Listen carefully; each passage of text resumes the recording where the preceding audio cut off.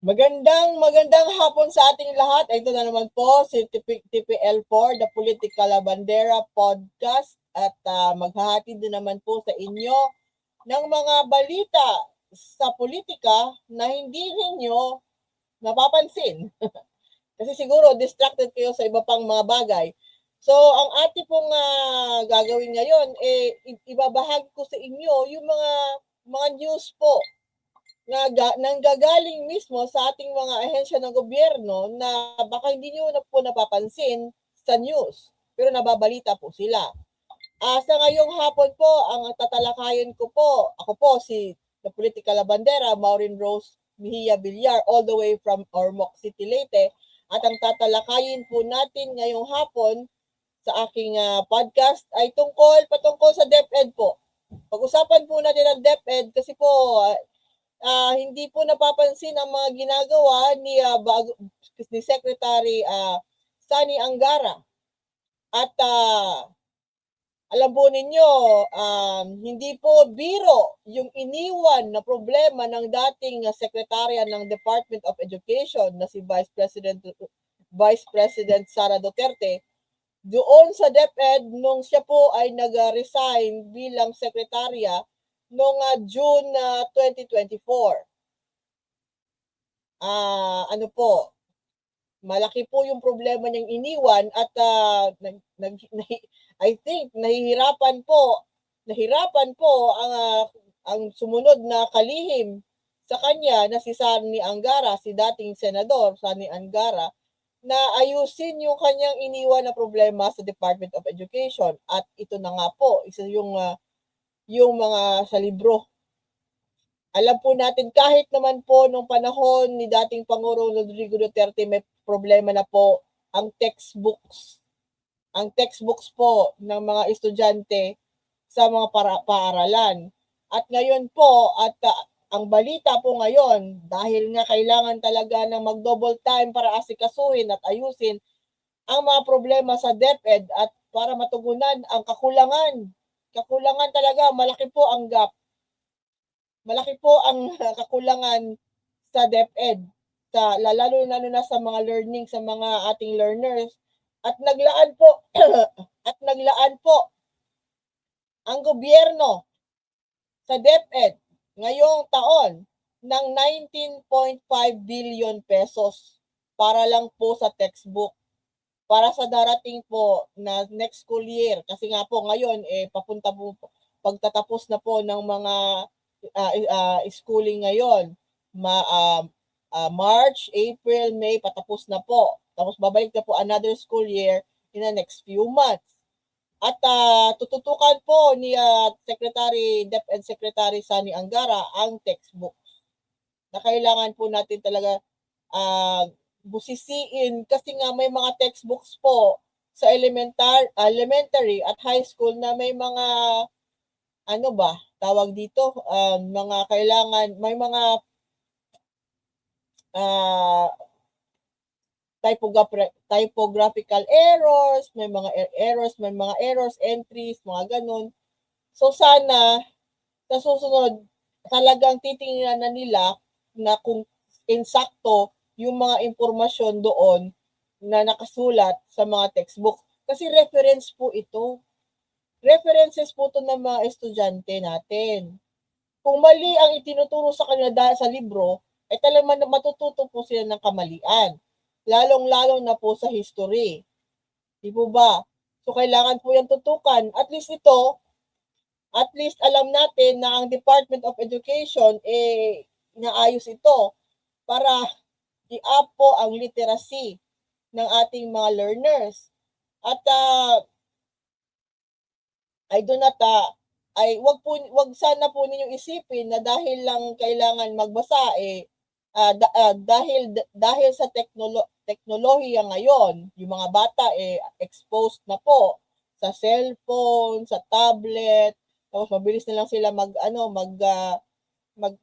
Google, mga ganon. Hindi pa po. Importante po. Kahit po sabihin natin digital age na tayo, importante po na turuan natin ang ating mga bata na magbasa po sa libro. Old school.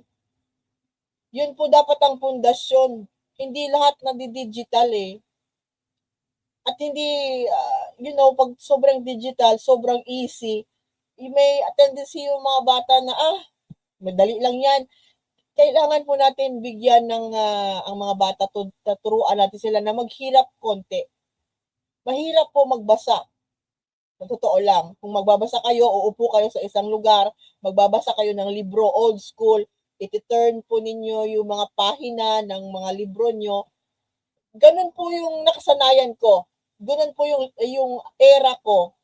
Ano po ako? Gen X po ako, Gen X. Ako po yung era na nakaranas ng old school. Nakaranas ako ng old school na kailangan na maglibro. Tapos kung magre-research ka, kailangan mo talagang pumunta ng library at maghanap ng libro doon, ng reference mo. Kailangan mo talagang pumunta, naka-experience po ako ng library card, kailangan kung manghihiram ka ng libro, kailangan mo isasauli sa designated time. Ako po yung henerasyon na naka-experience niyan. At ako rin po ang henerasyon na naka-experience ng transition bilang yung mga ganyan na encyclopedia, nasa physical na encyclopedia to yung ngayon na nakakaranas tayo na itatype lang natin sa isang search sa Google search kung ano yung hinahanap natin at lalabas na agad. Lalabas na agad ang lahat-lahat ng ating gustong malaman about sa isang bagay. Madali po ngayon ang impormasyon. Ang problema po is dapat po marunong ang ating mga kababayan, lalong-lalo na ang mga bata sa paano sila magsusuri kung yung kanilang impormasyon na nakukuha sa social media, sa internet, sa Google, sa kahit ano pa mang search engine, kung yun po ba ay totoo, makapanipaniwalaan, or fake news. Yun po ang yun yung risko ng napakadali po na kumuha ng impormasyon ngayon. Kasi mapi-fake news. Di po gaya ng doong unang panahon, kung sa mga naka-experience na kaedad ko, yung kung meron po kayong Encyclopedia Britannica, di po ba, kung sino nakaka-remember na mabibigat po yun na libro na Britannica, tapos A to lettered po yon. Kung kung hahanapin mo isang topic, hahanapin mo sa isang doon sa libro na may letter A. Doon mo lang titingnan, hanapin mo doon. At kung wala doon, kailangan mo pa hanapin sa ibang libro. Ganun po yung training ng mga henerasyon ko kung paano po mag-research. Ngayon, easy-easy na lang po. Nandyan na lahat. Pero dapat rin po, kailangan po natin turuan ng ating mga kabataan, lalo na ngayon, ang importansya ng libro. Magbasa ng libro. As in yung libro na physical na libro hindi ko sasabi yung libro na Yung libro, yun dapat yung natitraining sa elementarya at saka sa high school. Di ba? Dapat nila maano yung importansya ng libro. Yung mag-hold ka ng libro. Alam po natin, pinafight po yan ng mga ating ibang kababayan na yung gusto talaga, iba ka talaga kasi kung makasmell kayo ng libro. Ako po natawag ito yung parang library freak. Mahilig po ako sa libro. So, ang binabasa ko libro, tapos pag nasi-smell mo, lalong-lalo yung bagong libro, yung page, parang po ako doon, perfume po yun sa aking ilong. Pag nakakabili ako ng libro, tapos bubuksan ko for the first time, naaamoy ko yung smell ng papel, na bagong papel. May po ako niyan. Parang siya sa akin, parang aphrodisiac ba? Ganun ba? So, okay po ito. Sana po hindi sana pag-isipan ulit ng kamalian ng mga detractors itong pagbibigay ng ganitong kalaking pondo para lang maayos ang textbook ng ating mga mag-aaral.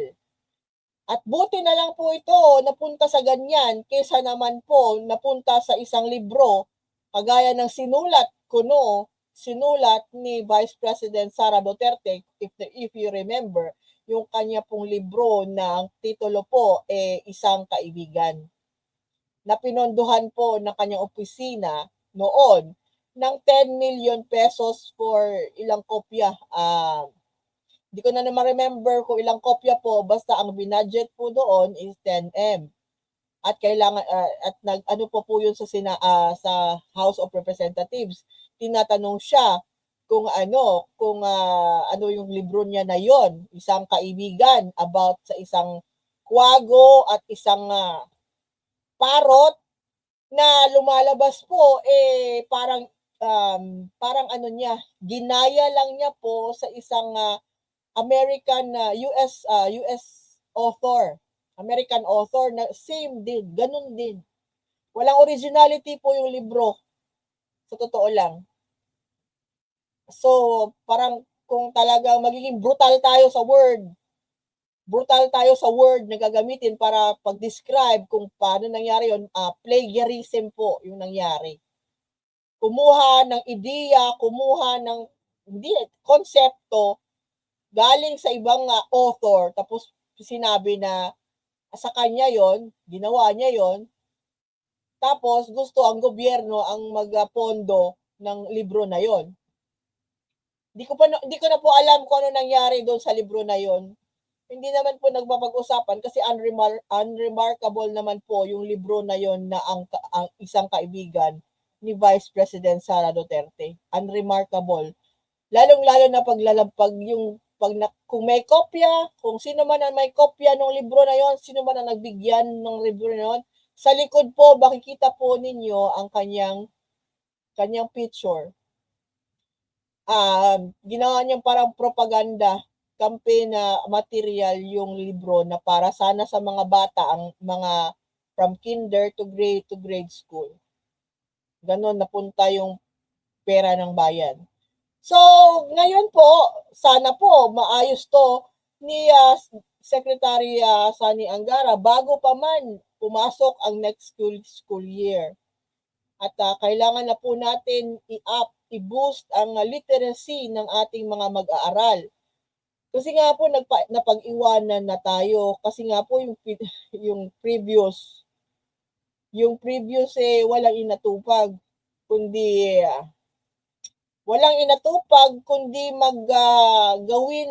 gawing parang DND ang DepEd. Nag-hire siguro sila ng mga espiya, mga ganon. Iba po yung inatupag ng dating Secretary of Education nung siya ay naging Secretary of Education. Iba pong klase, iba yung kanyang inatupag. Hindi po sa edukasyon ng mga estudyante, kundi sa mga espiya. Yung kanyang matatag curriculum, naging ano lang sa first, naging hype lang sa una, pero sa kalaunan, nawala din po. Wala. Hanggang siya po ay nag-resign, alam po natin, maraming anomalya ang nangyari na iniwan niya sa DepEd. At yun po ay nalalaman ngayon sa impeachment, articles of impeachment, sa nalalapit niyang impeachment process, procedure. Laptop, tungkol sa laptop, overpriced na laptop, tungkol sa mga pagkain na bulok na ipapakain sa mga bata, nandun po yun. Kung sakali man na let's say na tugunan ni Vice President Sara Duterte ang 10 calendar day deadline niya sa Lunes, na kasi po binibigyan po siya ng 10 calendar days para maghain ng kanyang counter doon sa mga aligasyon sa impeachment niya. Magkakaroon po ulit ng hearing sa House Committee on Justice para talakayin po yung kanyang counter.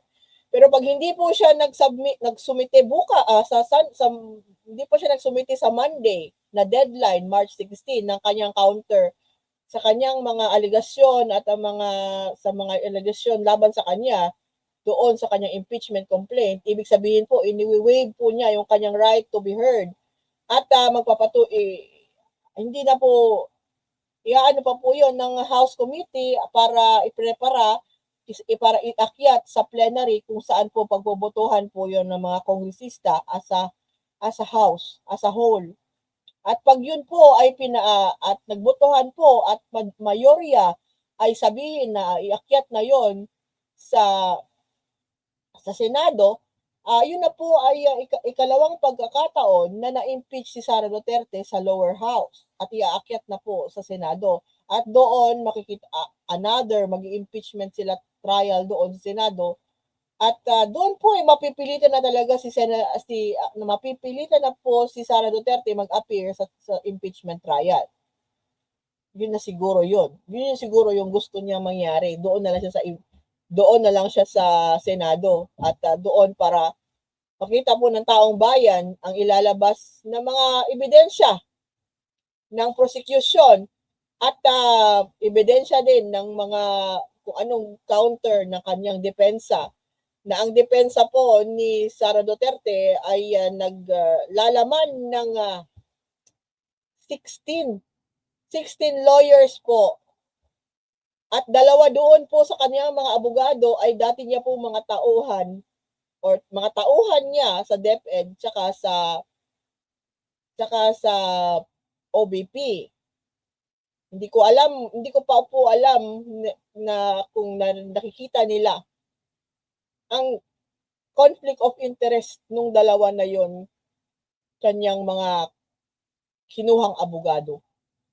Kung ano yung impact noon sa mangyayaring due process or trial pag napunta na po sa Senado yon forthwith. So, DepEd pa rin po ang ating tatakalakayin. Meron pong naglabas ng verification po ang DepEd.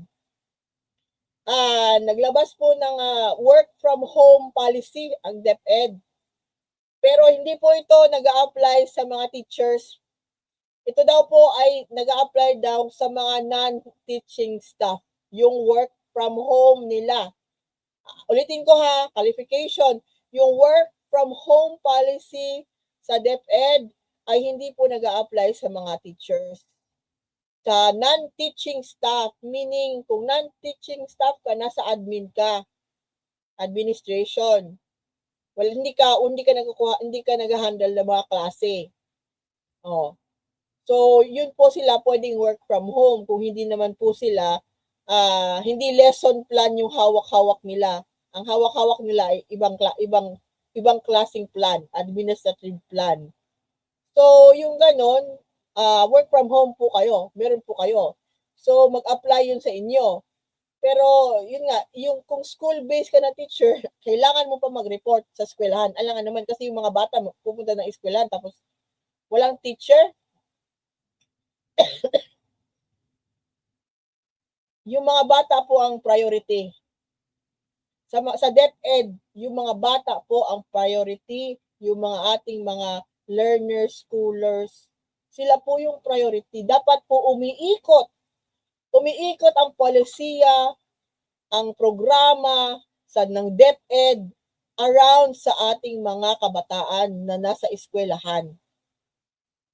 Dapat po pattern sa sa needs ng mga kabataan natin na nasa eskwelahan ang lahat ng programa na ginagawa sa kanila para sa kanilang gobyerno. Di po ba? Sila yung importante. Okay sa DepEd, sa DepEd po na ahensya ng gobyerno, ang importante po dito yung mga bata. Kasi sila po yung tutukan dapat kasi education talagang kailangan po yan maganda po ang pundasyon. Pag education po, dapat po maganda yung pundasyon. At saan pa po magsa-start yung pundasyon? Sa kinder, preschool, learning group, preschool, grade school. Pero ang pinaka-importante po is high school. I think high school po, diyan po talaga makikita natin ang potensyal ng kada isa na estudyante. Diyan po malalaman ng kada estudyante kung saan sila, anong gusto nila mangyayari sa kanilang buhay. Diyan po sila pwedeng magplano o kung anong tatahakin nila sa kanilang buhay. Kung magpapatuloy pa po sila pa kolehiyo or kung pagkatapos nila mag-high school, makahanap sila ng trabaho. Nasa sa kanila yon. So, importante po ang high school. Yan, from elementary to high school, importante po yan. At sana, yung ganitong mga klaseng programa, sana meron yung matutulungan yung mga high school student, high school graduate, na kahit sila high school graduate, makatrabaho po sila. Diba? Or kung gusto nila pagpapursige pa sa kolehiyo, mabigyan sila ng pagkakataon na pursige sa kolehiyo. Alam naman po natin na meron na pong libre na college sa state colleges. So kung kaya ng anak nyo, kaya ng bata, makascholar siya, go lang. Importante po talaga ang edukasyon. Pero hindi ibig sabihin kung hindi ka naman tapos sa kolehiyo, ibig sabihin wala ka ng silbi. Meron pa po. For as long as willing ka mag-learn, masipag ka, kahit hindi ka man nagtapos ng kolehiyo, kahit college graduate ka lang, pero mapursige ka, malunong ka sa buhay, magiging okay rin yung kabuhayan nyo or buhay ninyo. Nasa inyo lang. Pero yun nga, dapat po talaga, meron talaga pong rason kung bakit ang DepEd ang pinakamalaki ng budget ng gobyerno na nilalaan sa kanila. Kasi importante po ang mga bata. Sila po yung generasyon eh. Sila po yung susunod na henerasyon. Sila po yung susunod na future leaders natin. Paano lang kung palyado sila? Kung mali yung kanilang natutuhan sa eskwelahan, kung kulang yung natutunan sila sa eskwelahan, paano yun? Hindi rin sila makakatulong pag sila ay tumanda na. Magkakaroon tayo ng malaking problema. Diba? Magiging pasanin sila sa gobyerno kung hindi sila maturuan na maging sa kanilang sarili, maghanap ng diskarte, maging responsable na mga mamamayan. Di ba? Kaya nga po yung mga matitigas ang ulo nagiging problema ng lipunan. Di ba? Yung voluntaryo na nagiging ibahin po natin yung mga voluntaryo na matitigas ang ulo kesa sa mga kumpara doon sa may mga kapansanan po, yung mga PWD, iba din po sila. At sila po rin, kailangan din po sila ng gabay galing sa gobyerno, yung ating mga PWD. Kasi hindi dapat po sila binidiscriminate. Kung kaya nila, dapat po sila bigyan ng oportunidad para makapagtrabaho, para gumana rin, maging useful po sa ating lipunan. Kasi yun naman po talaga dapat. Kung tayong lahat useful citizen sa ating bansa, siguro naman po hindi po tayo mahihirapan. Kung lahat tayo marunong maghanap ng hanap buhay hanap buhay na malinis, malinis na hanap buhay, malinis, makatarungan, makataong hanap buhay, maka-Diyos na hanap buhay, yung makakapwa, sa kapwa na hanap buhay, hindi siguro, wala sigurong problema ang Pilipinas, no? Oh. So, speaking of budget, alam po natin si PBBM ay nasa US ngayon at isa po siya, nakipag-meeting po siya sa UN Security Council regarding sa non-member na status ng ating bansa. At sinabi niya doon na naglalaan ang ating bansa ng 20.78 million pesos budget para sa kampanya na ito ng maging non-permanent seat sa UN Security Council. So, sabi niya, kagagaling lang po niya sa New York na yun yung budget. Alam nga naman po walang budget. Kampanya po yan eh. Lahat po ng galaw-galaw, pag may kampanya, kailangan po ng budget. At ito po ay para sa non-permanent seat. Konti pa lang nga yan, 20.78 million eh. So ito po, magko-cover to, syempre yung ating mga delegado, mga delegates, yung kanilang magpunta-punta dyan sa New York, yung mga ganun na mga bagay, ko-cover yan ng budget na yan. Kasi kailangan po tayo may representante doon sa UN, sa New York. Kung nasaan nandoon yung headquarters ng United Nations, nandoon po sa New York. So yan po ang budget. Maliit lang nga po yan eh. Lumalabas yung pagka-Ilocano ni Presidente Marcos 20, maliit eh. Maliit yan. Pero eksakto rin yan sa mga pupunta doon sa Amerika, kung ilan sila, ilang araw sila doon para lang mag-represent dyan sa UN. So, yan.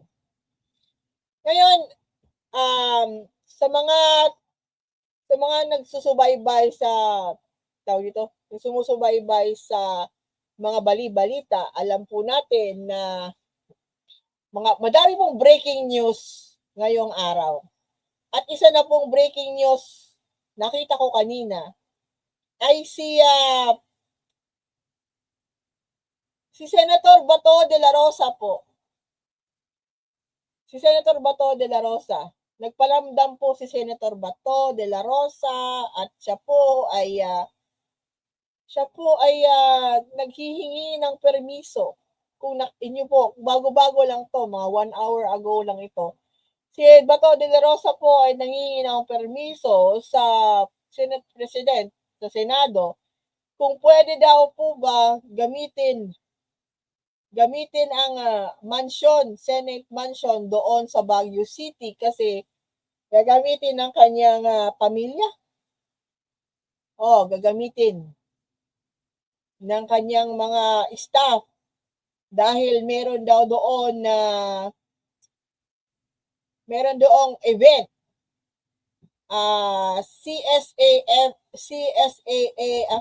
CSAFP Cup 2026 sa Baguio City.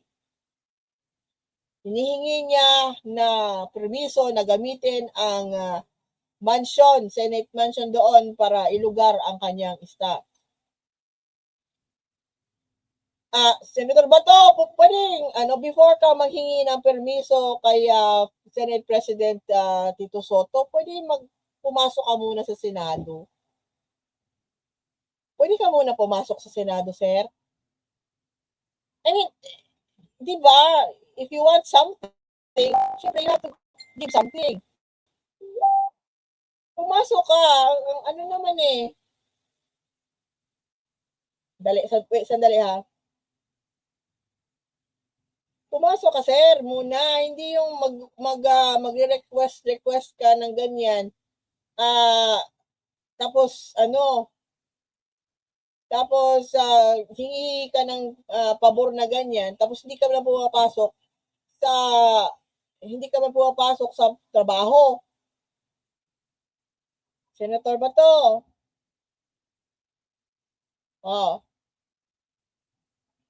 I mean, di ba? It will be fair lang kung manghihingi ka ng ganyan na pabor pasok ka muna sa work. Walang ganun na gusto mo lang. Kasi po, Senator Bato, lumalabas na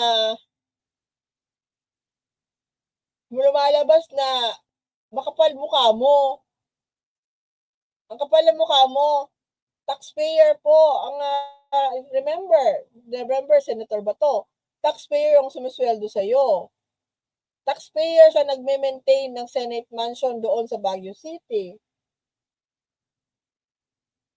Tapos manghihingi ka ng permiso para i-house mo doon yung staff mo or mga kapamilya mo dahil mag-a-attend lang kayo ng ano um, yung ano to, shooting event. Pumasok ka muna, sir. Pumasok ka muna, sir, sa ano, pumasok ka muna, sir, sa Senado. Mag-attendance ka muna doon, sir. Kung pwede. Diba? Di ba ka na gumagawa ng fake news? Ayan po yung kanyang ano, ayan po yung kanyang mensahe, kanyang letter, love letter kay Senate President Tito Soto. Nangihingi siya ng permiso na gamitin yung mansion dahil may event doon sa Baguio City. Pumasok ka muna, sir, sa ano, pasok ka muna sa Senado. Walang ganyanan, sir, kasi talagang bato ka na nga, bato, matigas, di ba? Matigas na nga yung bato, makapal pa rin yung bato? Ganun ba? Makapal pa rin yung mukha? Ganun? Matigas at matigas tsaka makapal. Walang singkapal. Grabe naman, sir. Hindi man to makatuwi. Bakit, sir, wala ka na bang pang Airbnb sa Baguio City, sir? Para i-house? Gusto mo libre dyan sa Senate Mansion? Libre? Anong nangyari sa pang Airbnb? Madami pong Airbnb sa Baguio City. Madami pong hotel sa Baguio City na magaganda. Oh, na komportable. Pwede ka nga mag doon ng isang bahay. Mag-rent na isang bahay na maano, may fireplace, ganun, doon sa Baguio City. Hindi na ba afford, sir, yung ganyan na mga bagay-bagay, sir? Kailangan mo diyan sa house sa ano, sa bahay, sa mansion ng para sa lahat ng senador, yes. Para sa lahat ng senador, pwedeng ano diyan. Kagaya din po kagaya po ng ano ng mga judges ng ating Supreme Court. Ang judges po ng ating Supreme Court pag summer, meron po silang pinupuntahan doon sa Baguio City. Meron po silang may bahay doon sa Baguio City kung saan sila nag-retreat yung ating mga huwes. So ang ganun din po ang mga senador, meron din silang retreat house doon. Pero Senator Bato, ano ba? Hindi, wala na bang pang Airbnb? Ganun. Ganun ba kasaklap na ngayon ang sitwasyon mo, sir? Well, I think ako, tingin ko nito, hindi siya papayagan. Hindi siya papayagan ni ni Senate President Tito Soto sa kanyang request na to. Hindi siya papayagan. Diba? Hindi siya papayagan kasi since November pa po, hindi na nagpapakita si Senator Bato de la Rosa. Nagpaparamdam siya through his kasamahan niya ng mga Duterte identified na mga senators doon sa Senado. Yun lang. Tapos ngayon ito, nagparamdam na naman siya, pero yung paramdam niya, instead na explain niya kung bakit siya absent since November, or kung sabihin niya na babalik na siya trabaho sa Senado, nagampanan niya na yung kanyang mga role at yung kanyang mga heads of committee sana. Hindi, nag-request ng bahay, paggamit ng bahay. Klaseng senador. Hindi ko po ito binoto ha, so hindi ako nagigilty. Hindi ko po binoto si Senator Bato nung nakaraan na eleksyon. Kaya wala akong feelings of guilt. Hindi ako nabudol nito. Hindi ako nabudol ni Senator Bato de la Rosa. And I think in April, pag bumalik po yung pag matapos na po yung 60 days na sinasabi ng ICC na pagdi-deliberate nila sa kung ipapatuloy sa full trial ang kaso ng crimes against humanity ni dating Pangulong Rodrigo Duterte kung saan po pinangalanan po sa korte doon sa confirmation of charges hearing sa ICC na pangalanan po si Senator Bato de la Rosa bilang isa sa mga co-perpetrators. At yun po ay malaki po ang posibilidad na siya po ay padalhan din or hainan din ng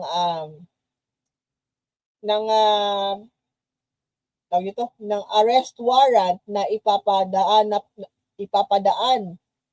na naman sa Interpol. So abangan po natin yun. So isa pa pong breaking news, ito po kahapon pa pong breaking news natatawa po ako.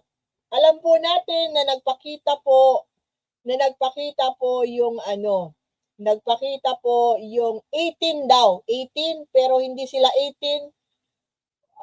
Sa NBI 16 lang po yung pumunta doon sa NBI. At nagtalo po yung abogado ng mga individual na preresenta ni Mike Defensor at saka ni Attorney Levi Baligod noong nakakaraan na 18 daw na patungkol sa maleta, tungkol sa flood control, tungkol sa mga kwento-kwento nila. At pumisenta po sa NBI yung mga lalaki. At sa proseso, by procedure po, ang gusto ng NBI, interviewin isa-isa yung mga lalaki at interviewin sila hiwa-hiwalay. Kasi yun po yung proseso talaga. Doon po yung proseso. Kung paano malalaman ng mga investigador kung paano kung magkakatugma-tugma ba yung kanilang mga salaysay. Wala pong mali sa procedure na yun na gustong mangyari ng NBI.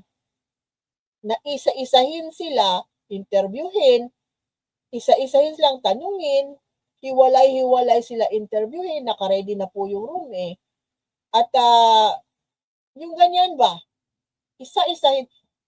Huwag po kayong maniwala kay Attorney Topacio. Siya po ayaw po niya na interviewin ng NBI isa-isa at hiwa-hiwalay itong kanyang mga kliyente. At inutusan niya na walang magsasalita sa kanila.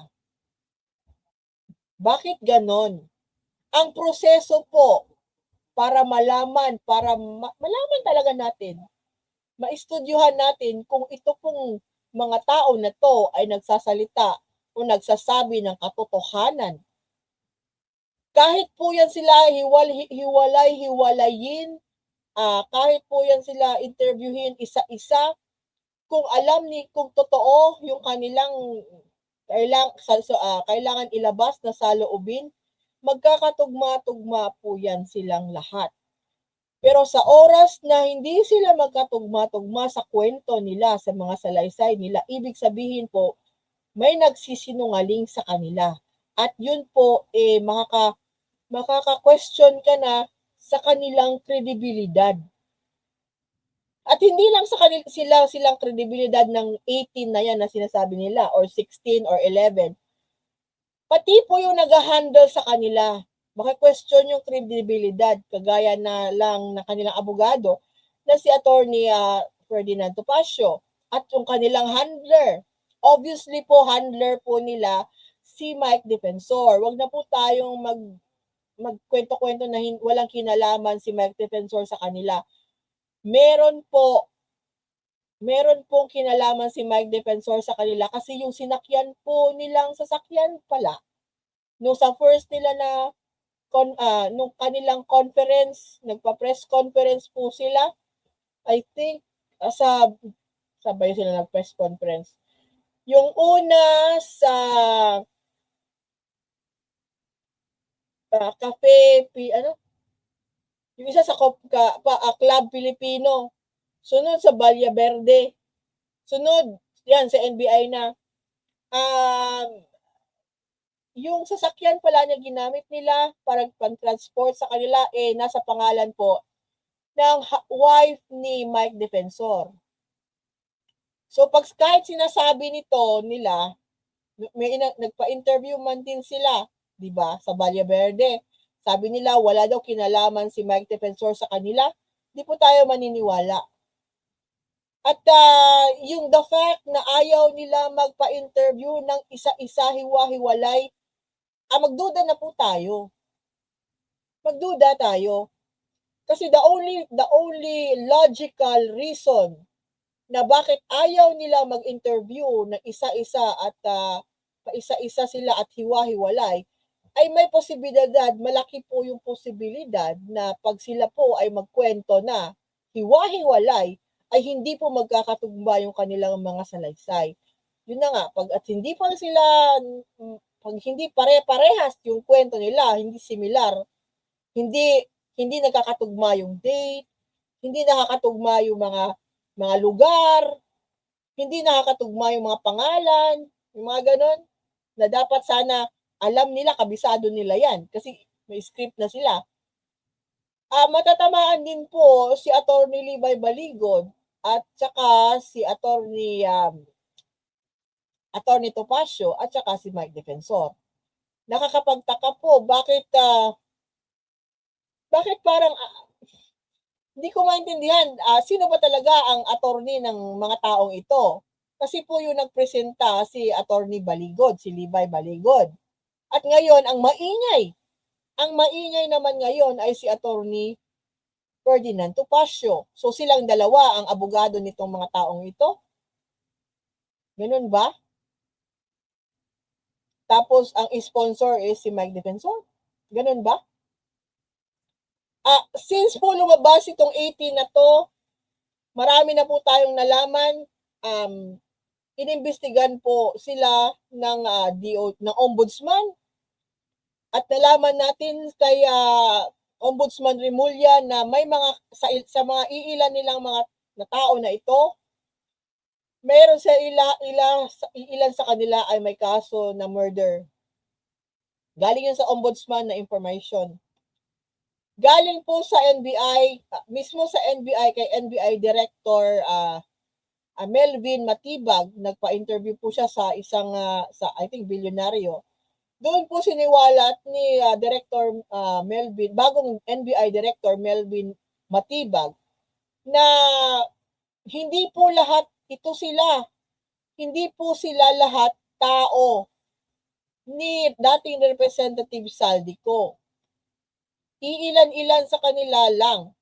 At yung iba ay yung hindi tao ni Saldico ay ibang politiko ang pinagtrabahuhan. Di ba nung pinaka-first, di po ba if you remember, yung pinaka-first nila na press con, ang presenta nila sa mga taong ito ay ex-Marines. Ex-Marines sila. Tapos nalaman natin na hindi pala sila ex-Marines. Iba sa kanila, dishonorably discharged. At yung iba, hindi ex-Marine.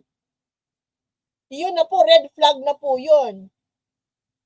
Red flag na po yun. Sunod, nalaman natin na iba sa kanila nagkaroon ng kaso ng murder.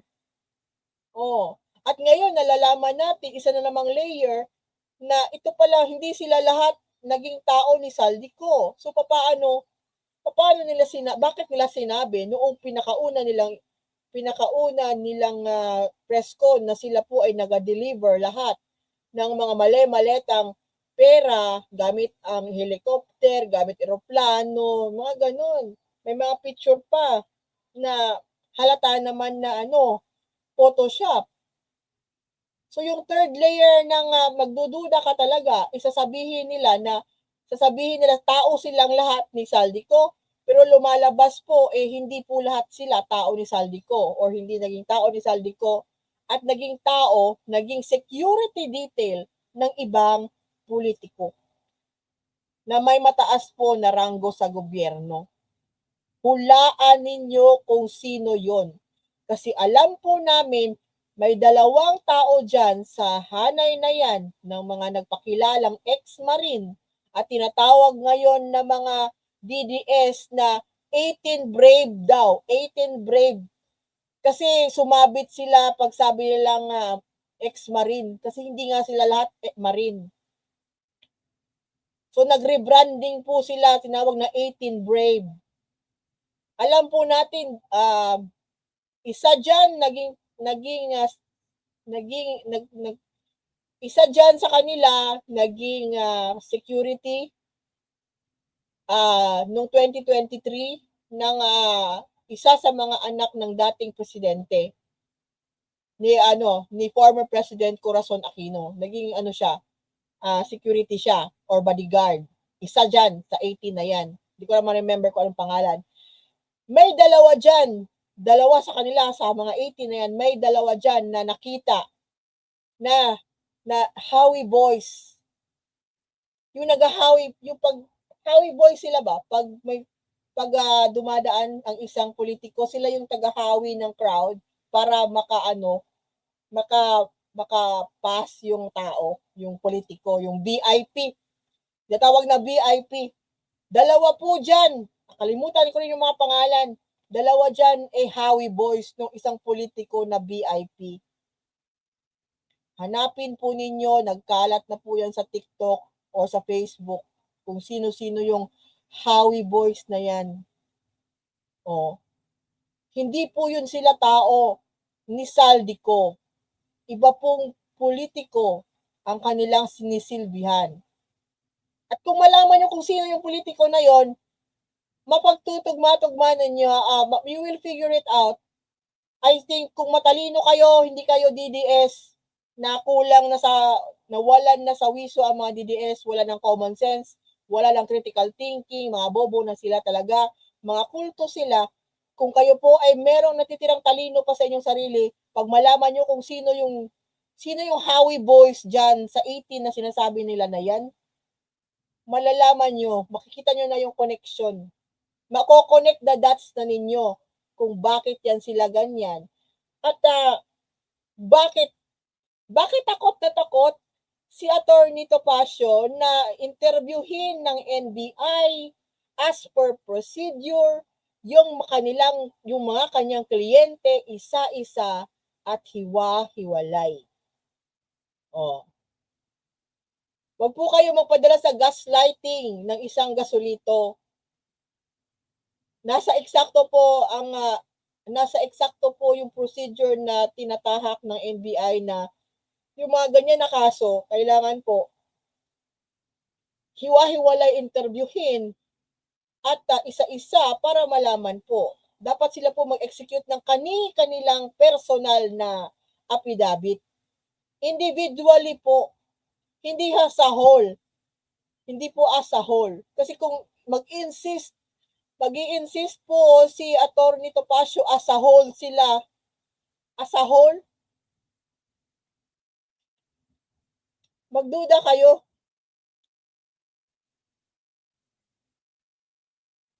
Magduda kayo kung as a whole nyo gusto yan tanungin silang lahat ng NBI in one sitting, silang lahat. Tapos mag-oo lang sila at hahayaan lang nila magsasalita yung kanilang abogado. Magduda kayo kung gano'n ang gusto ng sila pa yung nag-aakusa, sila pa yung may kapal ng mukha na mag-insist ng kanilang gustong gawing procedure. Nataliwas sa tinatahak na due process. Mga feeling entitled po ito. Huwag na po tayo maglokohan. Grupo po to ng mga Duterte. Duterte group po ito. At maingay silang lahat Pati na po si Vice President Sara Duterte maingay ngayon.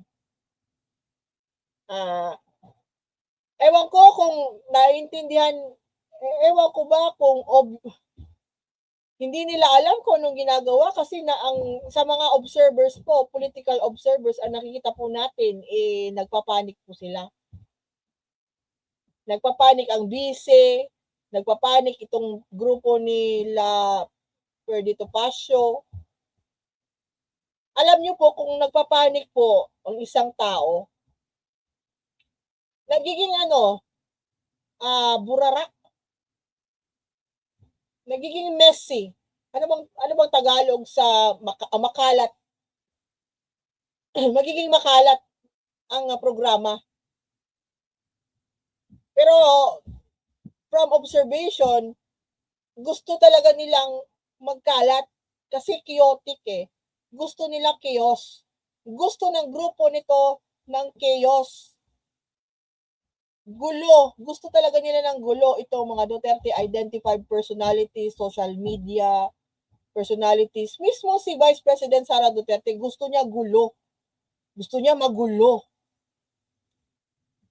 At siya yung nagko-cause ng gulo.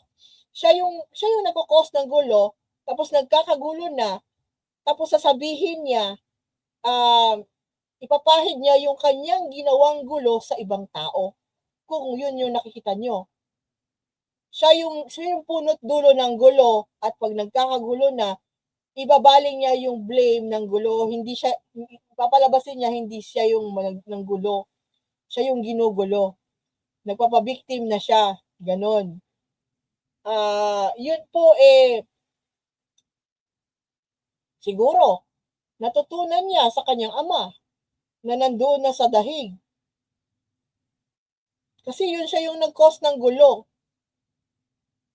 Nung war on drugs po nung war on drugs po, the style ng war on drugs ni dating Pangulong Rodrigo Duterte was magulo, was messy, was violent.